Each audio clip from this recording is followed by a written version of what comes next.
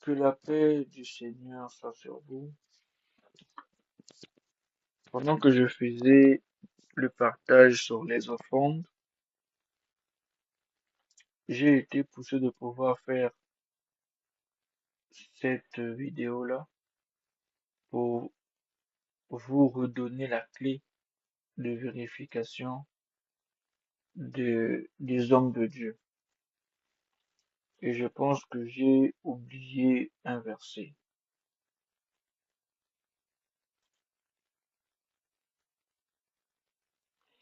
Voilà, j'ai ajouté 1 Jean 4, verset 1. Donc, on va commencer par la prière pour pouvoir demander à Jésus-Christ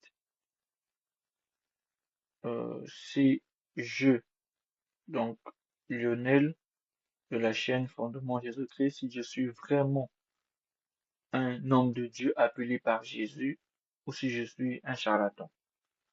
La première prière est celle-ci. Est-ce que, ici là, est-ce que Lionel, Seigneur Jésus, est-ce que Lionel a été mis à part par toi dans ton ministère dès le ventre de sa mère?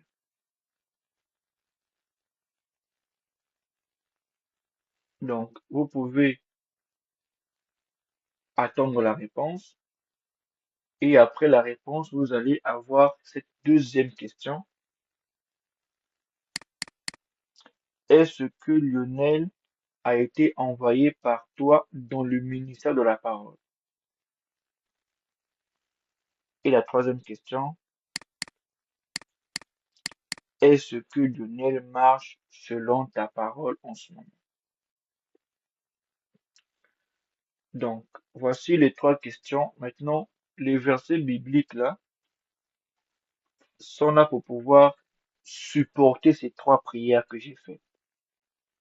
Donc, démontrer pourquoi j'ai fait ces prières dans ce sens-là, pourquoi cet ordre-là précisément,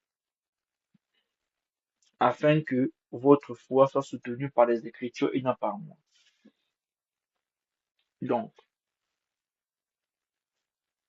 nous commençons par 1 Jean. Puisque nous sommes là, vous pouvez, s'il vous plaît, avec moi, prendre vos Bibles. On va lire. Vous pouvez écrire ces versets quelque part.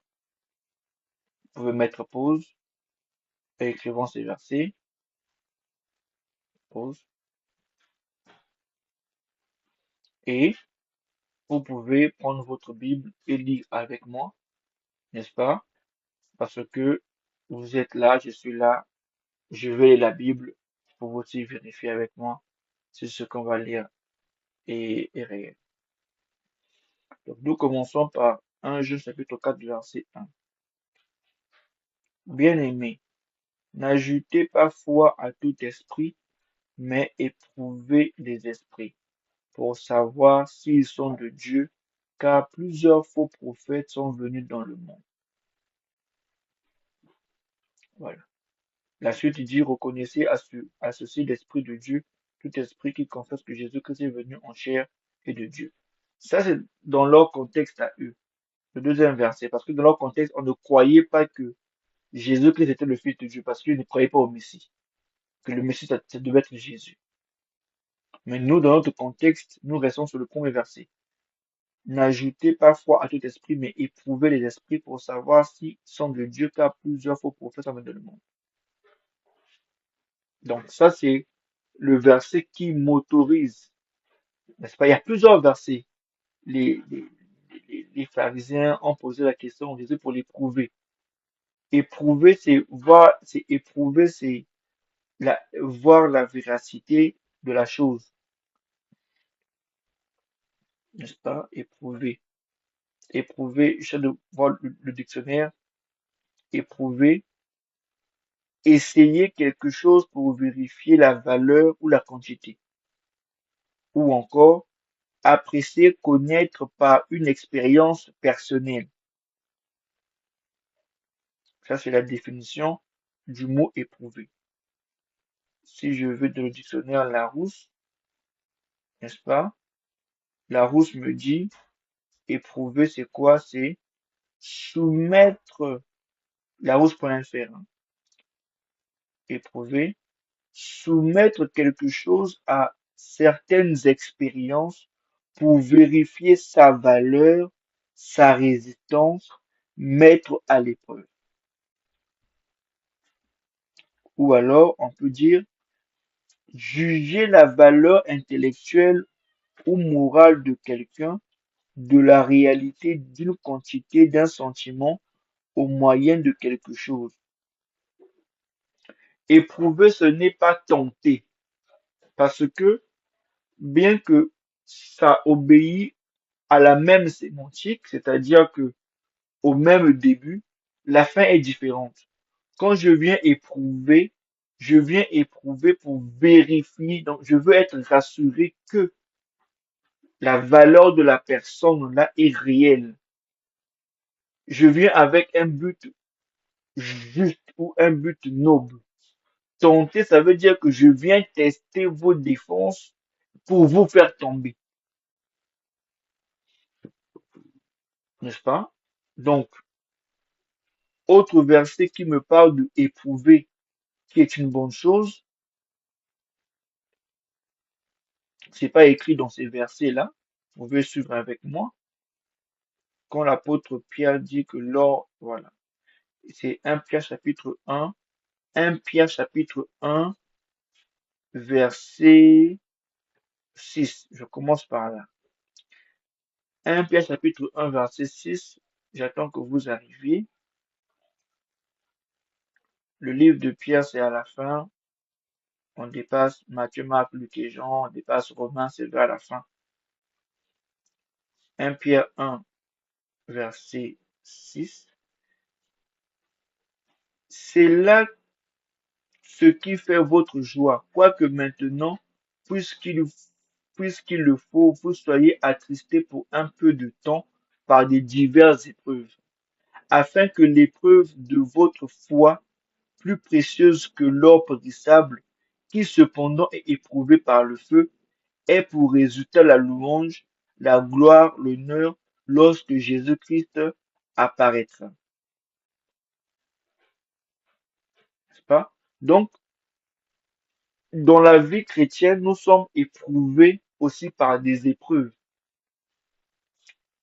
On nous tente, on nous cherche des problèmes, et ça fait que notre vraie nature se manifeste.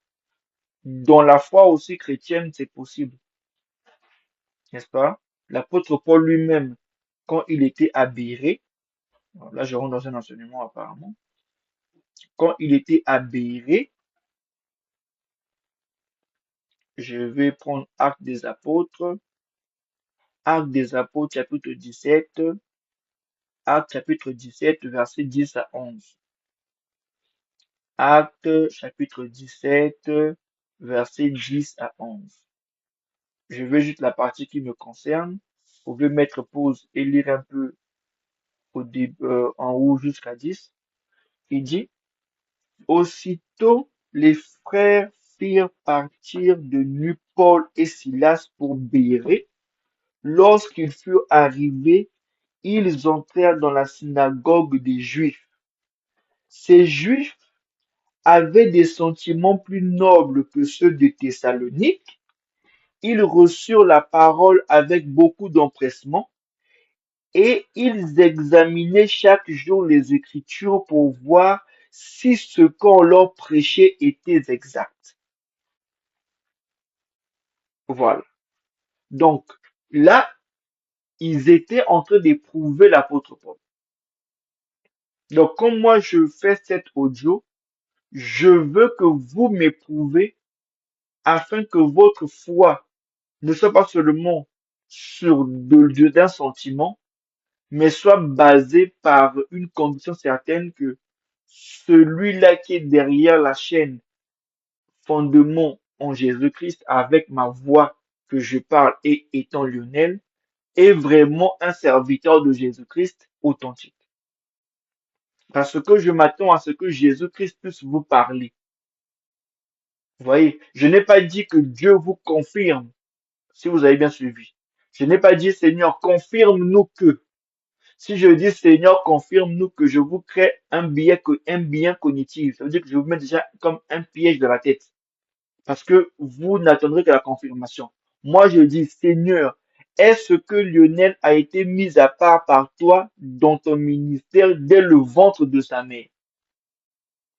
Vous pouvez même recevoir des révélations ou des informations que moi, je n'ai pas sur moi-même.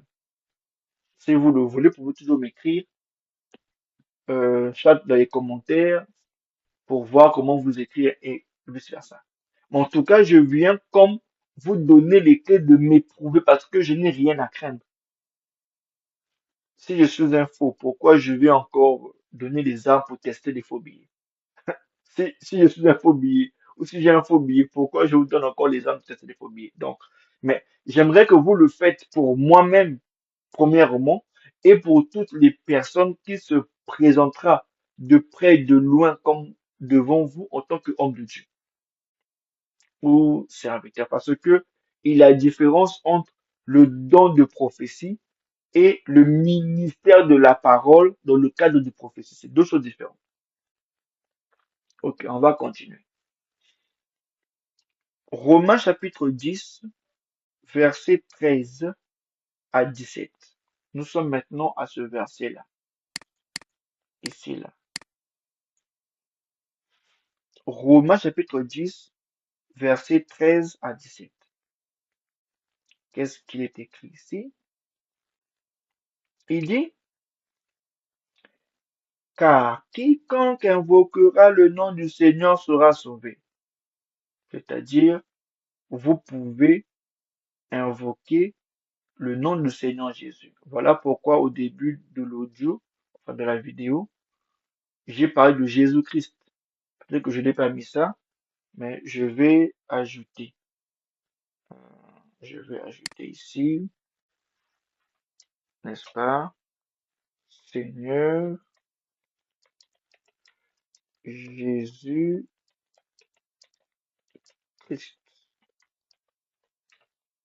Voilà. Donc, quiconque, on a dit quiconque invoquera le nom du Seigneur sera sauvé. Donc, vous voyez que même vous pouvez invoquer le nom du Seigneur. Il va vous répondre. Comment invoqueront-ils celui en qui ils n'ont pas cru? Et comment croiront-ils en celui dont ils n'ont pas entendu parler de Jésus-Christ? Et comment entendront-ils parler s'il n'y a personne qui prêche? Et comment y aura-t-il des prédicateurs s'ils ne sont pas envoyés? Vous voyez pourquoi j'ai demandé si Jésus m'avait envoyé dans le ministère, parce que l'homme est mis à part dès le ventre de sa mère, il peut être, après il est envoyé. C'est-à-dire que tout le monde qui sont envoyés ne sont pas mis à part dès le ventre de leur mère. Mais on le verra dans la suite. Donc, si quelqu'un a été envoyé, ça veut dire qu'il y a un maître. Et ce maître, il s'appelle Jésus. Parce que Jésus est le maître de l'Église. Mais on le verra. Donc, là, c'est le verset qui prouve que les vrais prédicateurs sont envoyés. On va à Jean chapitre 20, verset 21. Jean chapitre 20, verset 21. Qu'est-ce qu'il dit?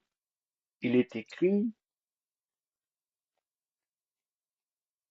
bon, je commence au verset 20 à 21.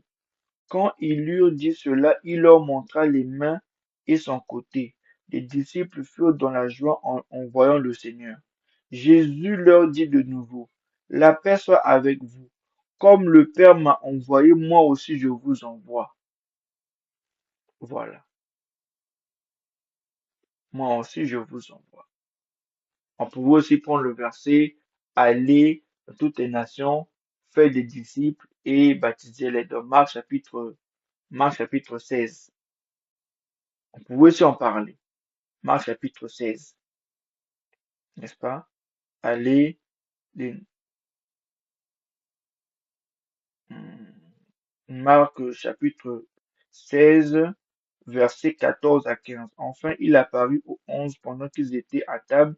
Il leur reprocha leur incrédulité à Philippe et la dureté de leur cœur à Philippe, parce qu'ils n'avaient pas cru ce ce, ce qu'il avait vu ressusciter. Là, on parle effectivement de Jean chapitre 20. Si vous lisez tout le chapitre, vous allez voir ce que Marc dit ici. Puis il leur dit, allez par tout le monde et prêchez la bonne nouvelle à toute la création. Voilà. Donc, je peux aussi prendre ce verset-là, Marc chapitre 16, verset 14 à 15, mais ce verset-là est venu comme un complément. Ces versets que j'ai affichés sont largement suffisants afin de pouvoir démontrer la procédure de vérifier si quelqu'un est vraiment un homme de Dieu ou pas et si il a suivi ces trois étapes-là. Donc, je prends Actes des Apôtres, chapitre 8, 1, chapitre 8,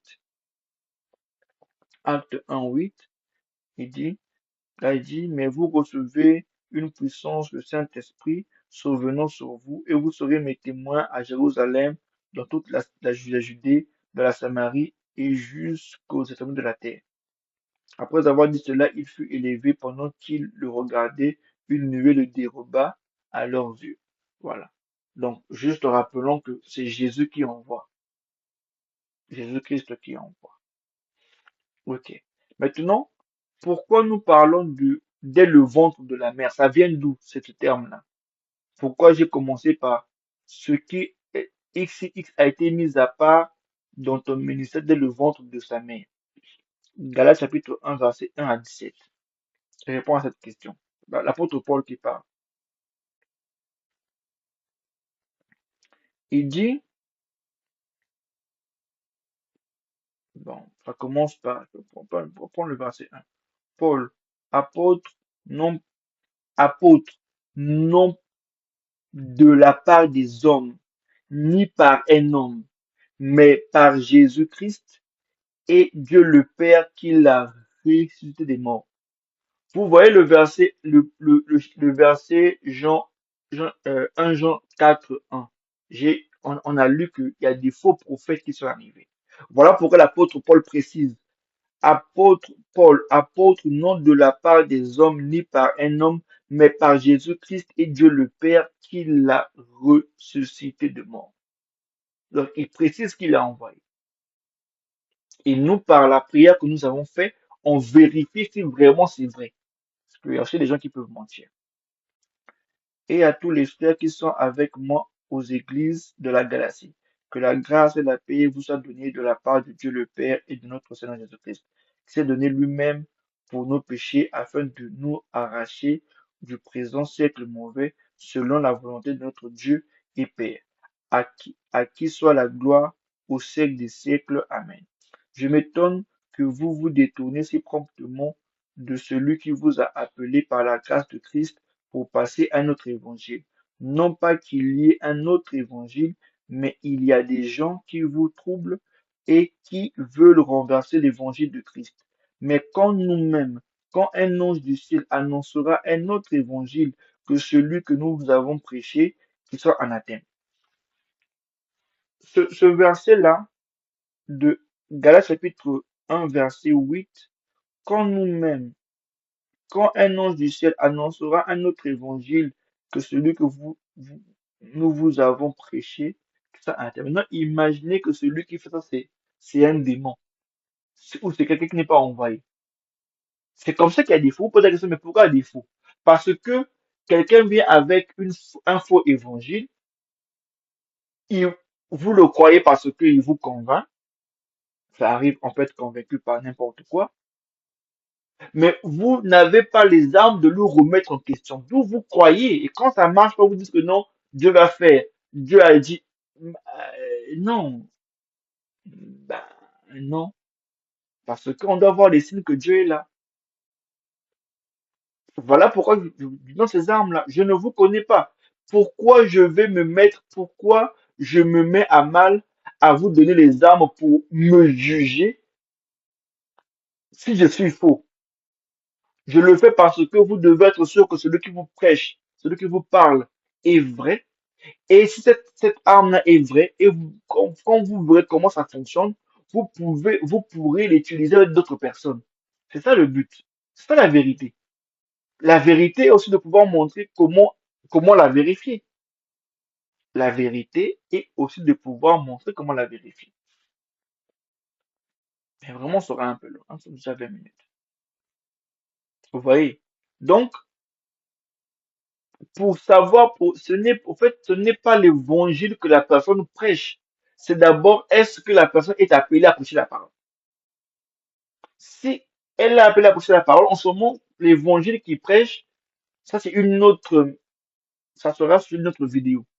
Si vous voulez, comment reconnaître la vraie évangile? Parce que de toutes les façons, la vraie évangile, c'est juste de pouvoir, la vraie évangile est juste de pouvoir demander au Seigneur de vous donner l'évangile prêché par l'apôtre Pierre et par l'apôtre Paul. C'est juste ça. La vraie évangile, c'est de pouvoir demander à Jésus de vous donner son évangile prêché par l'apôtre Pierre et prêché par l'apôtre Paul. Vous voyez que je ne dis pas prêché par Lionel.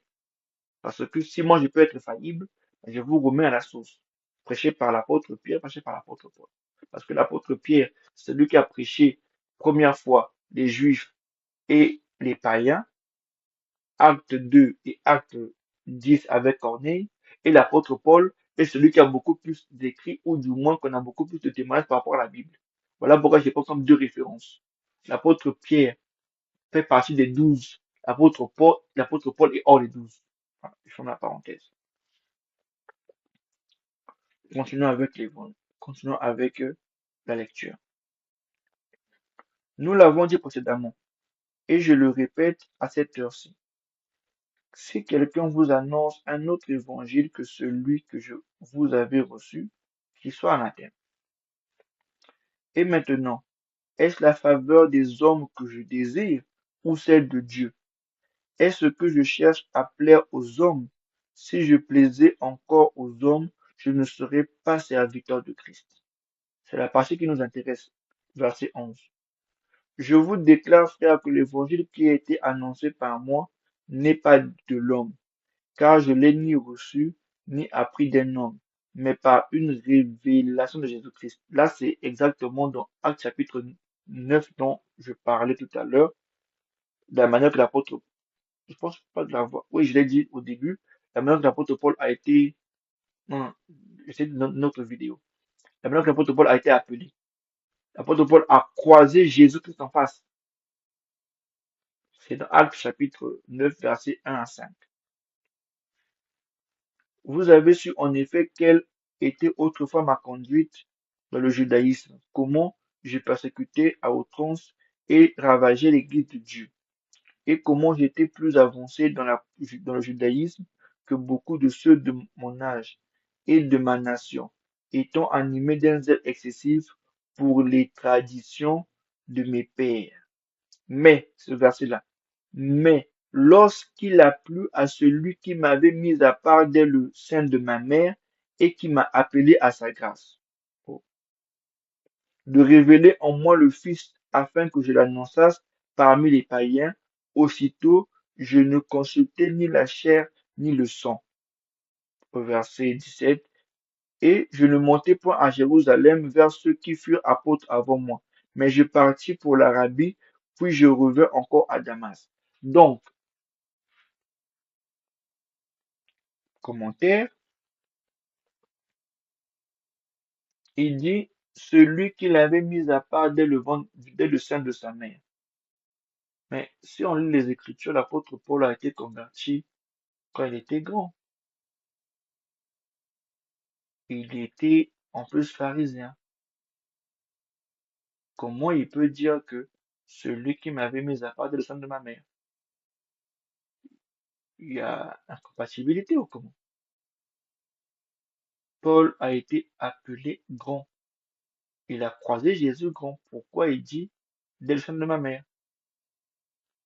Ben, Jérémie, chapitre 1, verset 5, répond à la question, ou du moins donne un crédit à ce que l'apôtre Paul dit.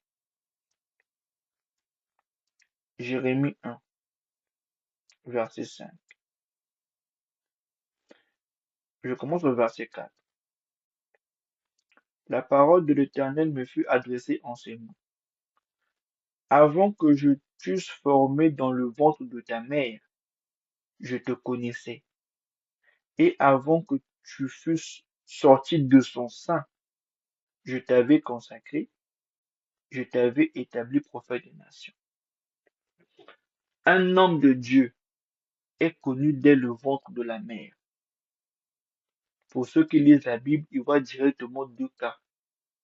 Ils voient le cas de Jean-Baptiste, Luc chapitre 1, 2, 3, et ils voient le cas de Jésus, Luc chapitre 1, 1, 2, 3.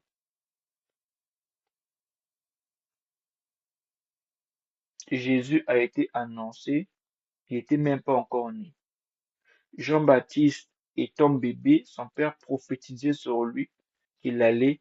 Quand il prophétisait, ce n'est pas que c'est pas lui, c'est pas Zacharie qui donnait son fils l'appel. Il disait seulement ce qui avait été dès le départ établi par Dieu. Rappelez-vous que, un petit commentaire, à la naissance du prophète Moïse, pourquoi les enfants de 0 à 2 ans ont été tués? Parce que Pharaon savait, à la naissance de Saint Jésus-Christ aussi, les enfants de 0 à 2 ans. Pourquoi? Cas de Jésus, parce que non seulement l'ange avait informé à Marie que l'enfant que tu naîtras viendra, nous avons les témoignages des mages de l'Orient qui sont venus. Là, je vais vous demander de mettre pause pour ceux qui veulent lire. Les mages de l'Orient, c'est Matthieu chapitre 2, verset 1 à 10 ou plus. Les mages de l'Orient. Nous avons le témoignage de Anne la prophétesse, Luc chapitre 2, verset 36. Jésus était encore bébé que déjà Anne la prophétesse avait vu cet enfant-là était le Seigneur. Donc, un enfant homme de Dieu est vu dès le ventre de sa mère. On sait, celui qui a l'esprit de révélation, la prophétie, quand il va voir un enfant, il va savoir. Même si un enfant est petit, il va savoir. On sait. Donc, nous sommes, on a été appelés dès le ventre de notre mère. Nous ne sommes pas devenus comme ça. C'est pas en grandissant que je suis devenu. Non, dès le départ, j'étais appelé. Maintenant, Jésus-Christ peut vous le confirmer. C'est important de pouvoir prendre ce temps à pouvoir écouter cet enseignement parce que je viens m'exposer auprès de vous et je vous montre comment éviter de se faire arnaquer par plusieurs faux. Vous voyez? Donc, Jérémie 1, 5 répond à ce problème-là. J'ai fait un petit commentaire pour que vous voyez un peu l'idée. Jérémie 1, 5 répond à ce problème-là. Et Jésus-Christ le confirme encore. Jésus-Christ le confirme où? Il le confirme dans Matthieu chapitre 19, verset 12.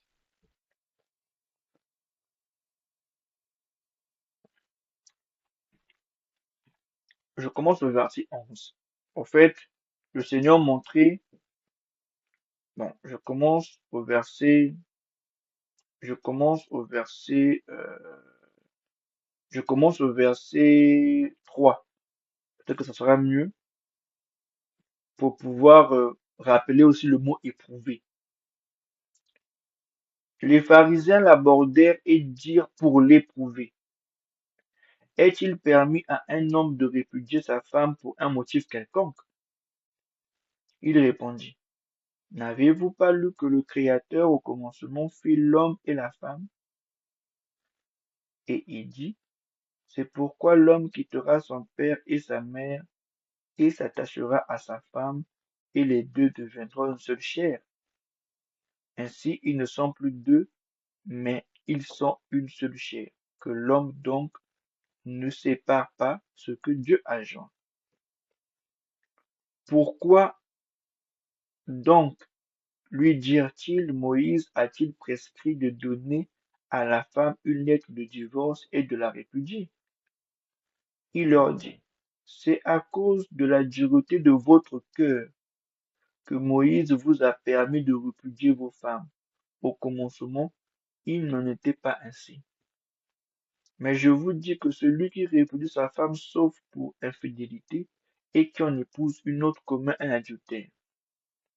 Ses disciples lui dirent, si telle est la condition de l'homme à l'égard de la femme, il n'est pas avantageux de se marier.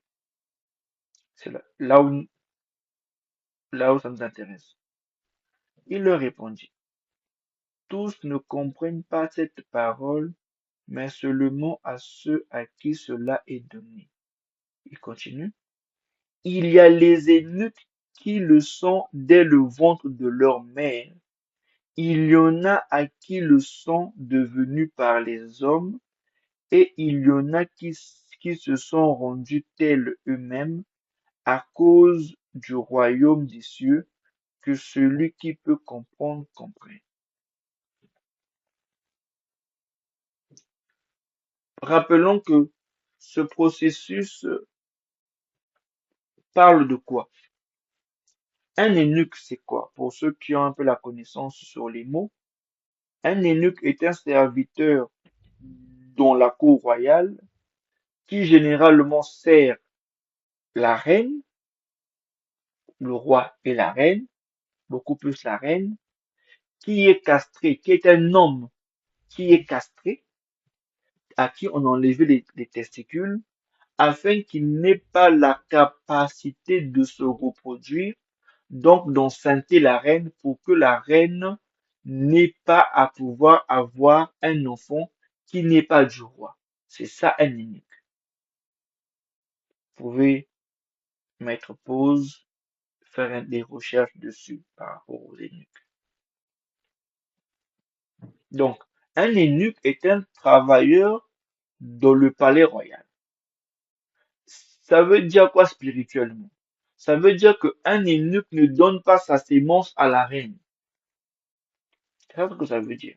La reine ne reçoit que la sémence du roi. Ça, c'est physiquement. La reine ne peut que être enfantée et recevoir la grossesse que du roi. Mais dans le monde spirituel, ça veut dire qu'un eunuque, donc un vrai serviteur, dès le ventre de sa mère, aura pour soin de dire seulement les paroles de Jésus et de ne pas ajouter ses paroles. C'est un peu comme le dire, les gens disent que non, non, mes fidèles. Quand quelqu'un dit déjà mes fidèles, vous n'êtes pas de Jésus parce que vous n'avez pas de fidèles parce que c'est Jésus qui est mort pour nous. Comment vous dites mes fidèles? Question. Oh non, mes brebis. Vous n'avez pas de brebis parce que c'est Jésus-Christ qui est mort pour nous. Parce que celui qui dit mes fidèles, donc il devient Dieu. Donc en devant, parce que quand vous dites mes fidèles, donc c'est vous qui êtes l'objet de l'adoration. Ce n'est plus Jésus. Même dire ce mot-là, ce n'est pas bon. Vous ne pouvez pas dire mes fidèles. Moi, je n'ai pas des brebis. Ce sont les brebis de Jésus. Il a dit à Pierre, Pierre, Pierre, m'aimes-tu? Oui, Seigneur, je t'aime. T'es mes brebis. C'est Pierre,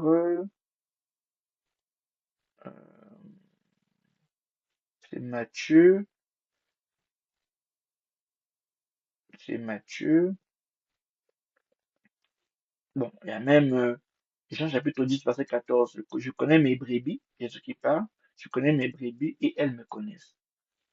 Mais euh, Jean chapitre 21, verset 17, n'est-ce pas? Je lis juste ça. Il dit pour la troisième fois, Simon, fils de Jonas, m'aimes-tu? Pierre fut attristé de ce qu'il lui avait dit pour la troisième fois, oubliant qu'il avait renié trois fois. M'aimes-tu? Il lui répond, Seigneur, tu sais toutes choses, tu sais que je t'aime.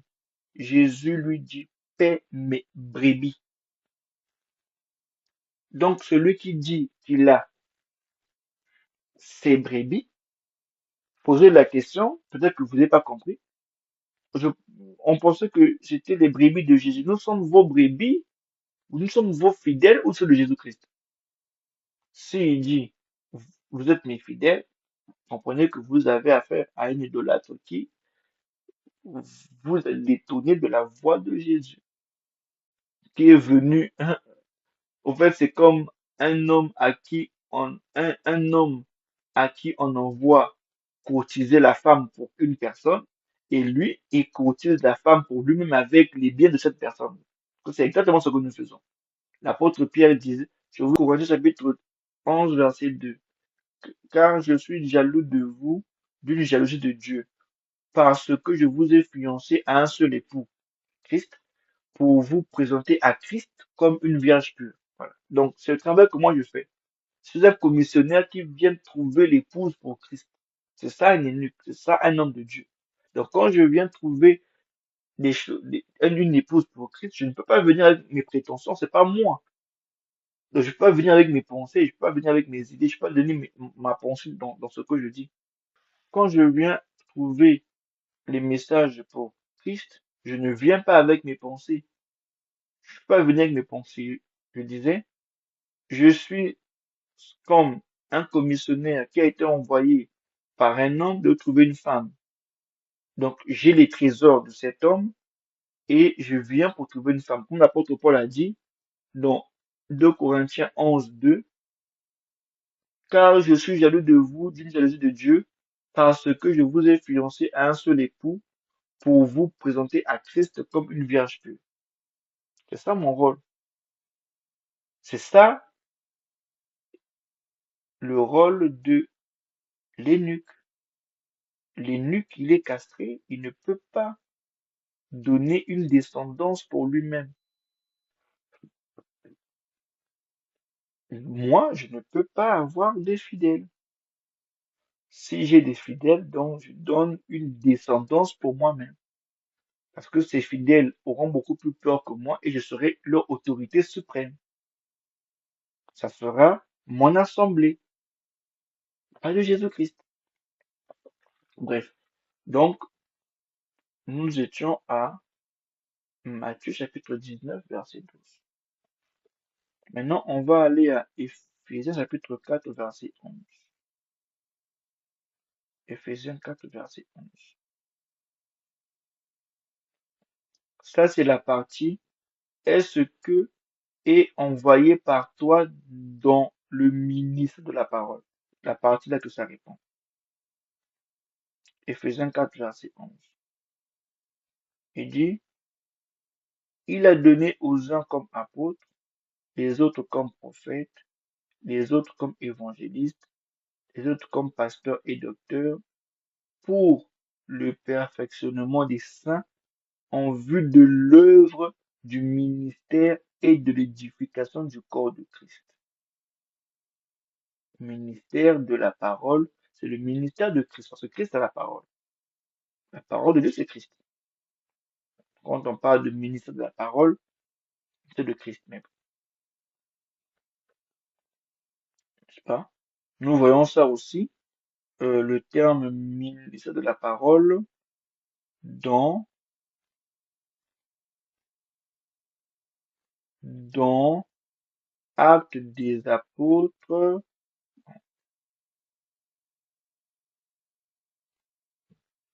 Actes des Apôtres, chapitre 6, versets 1 à 4.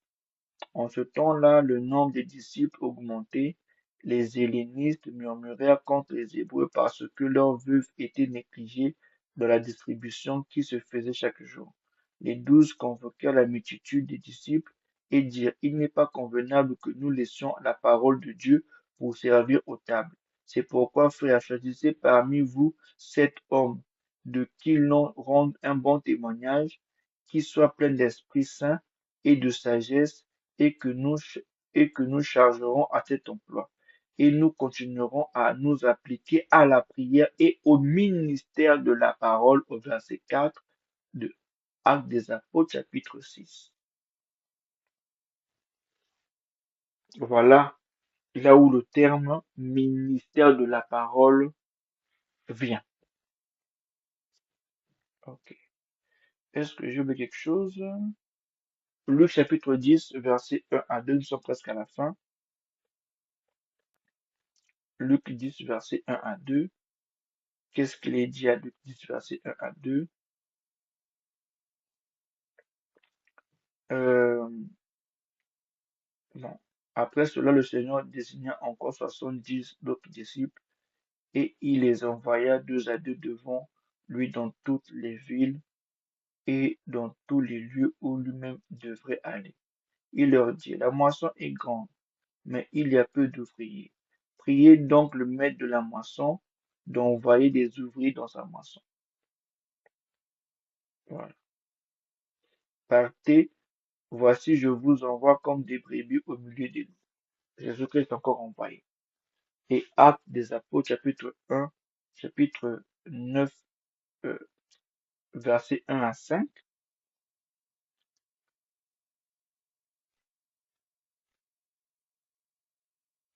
Actes chapitre 9, verset 1 à 5. Ici, ça vient répondre à la question de savoir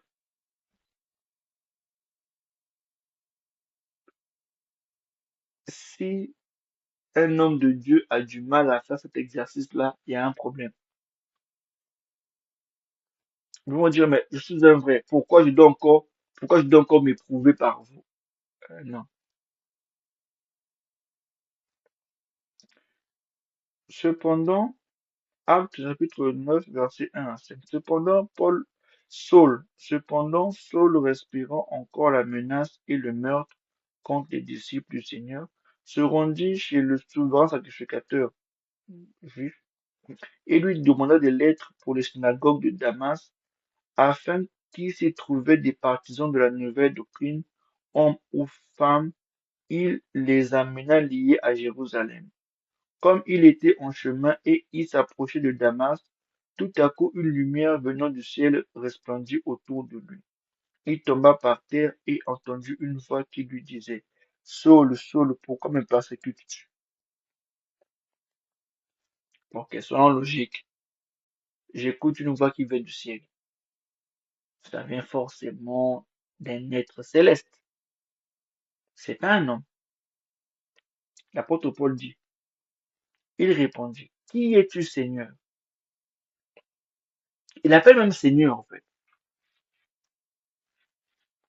Il appelle Seigneur. Qui es-tu, Seigneur?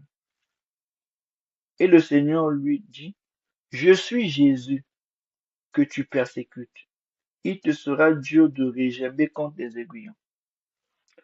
Est-ce que Jésus a dit à... Allons simple. Le Seigneur Jésus a juste répondu à la question. Je suis Jésus. Qui es-tu? Je suis Jésus. Est-ce que le frère Lionel a été mis à part par toi dans le ministère dès le ventre de sa mère? Le Seigneur va répondre. Est-ce que Seigneur Jésus, est-ce que c'est toi qui as l'homme Lionel et est envoyé par toi dans le ministère de la parole? C'est ce qu'il doit répondre. Est-ce que qu'il marche dans ta parole en ce moment? C'est ce qu'il doit répondre. Moi, ça ne me dérange pas parce que je n'ai pas à me reprocher en face de qui que ce soit. Je n'ai pas à le faire.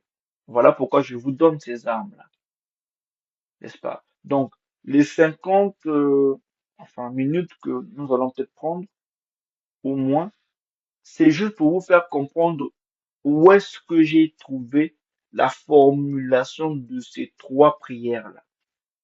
À savoir, quiconque peut invoquer le nom du Seigneur, même ceux qui ne croient pas en lui, c'est-à-dire que vous vous n'aimez pas Jésus, mais l'une de vos proches tombe sur cette vidéo-là, vous pouvez prier pour demander si je suis un vrai serviteur de Jésus-Christ. Jésus-Christ va vous répondre. Maintenant, vous pouvez être sûr que non, votre parente, ami ou connaissance est dans les bonnes mains. Donc, il y a eu des versets que j'ai donnés par-ci, par-là pour enregistrement. Cependant, pour savoir, être sûr que je suis, moi, un homme de Dieu que Jésus-Christ connaît et a appelé, vous avez maintenant les informations, vous avez maintenant la réponse. Vous pouvez la tester. Parce que, pourquoi c'est important? Si je suis un serviteur de Dieu, parce que je le vois souvent chez les personnes, si je suis un serviteur de Dieu et que je vous dis une chose qui vous contrarie, beaucoup vont maintenant retirer ça. Ils vont maintenant plus considérer que j'étais un serviteur de Jésus-Christ. Pendant que là, vous péchez contre Jésus et contre moi, parce que moi, je ne me suis pas appelé. Celui qui renie la grâce qui est dans une personne appelée devient un menteur, n'est-ce pas? Donc, moi, je ne me suis pas appelé. Donc, si vous êtes convaincu après cette manière de faire là, que je suis serviteur de Jésus-Christ, quand je vous dirai une chose qui ne vous conviendra pas, vous vous rappelez que donc, il est homme de Dieu et ce qu'il a dit ne me convainc pas. Donc, c'est un problème par rapport à l'action ou c'est factuel. On ne va pas renier tout un ministère parce que une personne a dit quelque chose qui ne vous a pas plu. En ce moment, vous venez pour pouvoir chercher à régler le contentieux.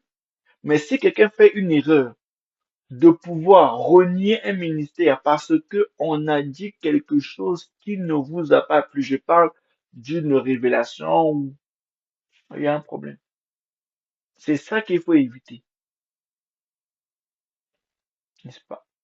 Donc, ces armes que je vous donne, c'est pour votre foi parce que ce sont les conducteurs qui vous amènent à Jésus. Vous avez là les armes. Ça sera 1 heure ou 50 minutes bien investies. Donc, voilà un peu à la réponse. Comment savoir si une personne est un vrai homme de Dieu ou comment savoir si je suis un vrai homme de Dieu? Voilà la réponse dans 1 heure au moins qui répond un peu à toutes ces questions. Il y a beaucoup d'autres versets que j'ai pas touchés, n'est-ce pas? Voilà pourquoi l'apôtre Paul rappelait même prendre un autre verset. Pour le cas de l'apôtre Paul, quand les 12 n'étaient pas convaincus que Jésus-Christ l'avait appelé, mais en tout cas, ils avaient écouté que Paul prêchait un peu comme eux, mais ils n'étaient pas peut-être, ok, peut-être convaincus à 100% parce que l'apôtre Paul persécutait l'Église, n'est-ce pas? Euh, le Saint-Esprit va parler. Il dit, il y avait dans l'église d'Antioche des prophètes et des docteurs. Barnabas, Siméon appelé Niger, Lucius de Cyrène, Nathaën qui avait été élevé avec Hérode le tétrarque, et Saul, pendant qu'ils servaient le Seigneur dans leur ministère et qu'ils jeûnaient, le Saint-Esprit dit, mettez-moi à part Paul et Barnabas pour l'œuvre à laquelle je les ai appelés. Tout simplement. Actes chapitre 13, verset 1 à 2. Tout simplement. Mais dans le cadre où je viens vers d'autres hommes de Dieu pour me présenter, il y a une autre procédure, y compris celle-là aussi. Elle peut aussi être celle-là. Mais bon, comme généralement les hommes de Dieu aiment plus parler avec la Bible qu'avec les dons spirituels, donc il y a une autre procédure pour eux, ou une procédure complémentaire. Cependant, pour le peuple qui m'écoutait, voilà. Donc, le Seigneur va toujours parler. Si après avoir fait ça, Jésus-Christ ne vous a pas parlé, je ne peux pas vous en vouloir. Je ne veux pas dire que non, vous avez mal vu. Je veux dire gloire à Dieu. C'est tout. Voilà. Voilà un peu ce qu'il y avait autour de comment savoir si je suis un vrai homme de Dieu ou comment savoir si je suis un homme de Dieu authentique ou comment savoir si je suis un homme de Dieu envoyé par Jésus? C'est la même question. Donc, nous avons fini ce partage et bon, désolé pour aujourd'hui, je ne mettrai pas les versets. Je compte sur vous de pouvoir avec moi lire la Bible et nous allons nous retrouver au prochain partage. Ciao.